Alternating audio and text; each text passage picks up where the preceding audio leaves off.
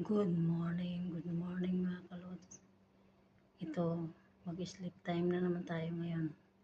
12:17 na dito sa Kuwait mga kalods.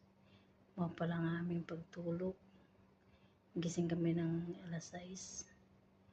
Ilang oras lang aming tulog. Pero ganito talagang buhay ng isang OFW mga kalods. Tiis-tiis lang. Lumalaban. Kahit may mga karamdaman, lalaban para makauwi kami ng ligtas sa Pilipinas. Kaya kakayanin ng lahat. Kaya mga kalods, kayo mag-ingat din kayo dyan. Huwag niyo pabayaan yung sarili niyo, mga ka-OFW katulad ko. And laban lang tayo, kaya natin to.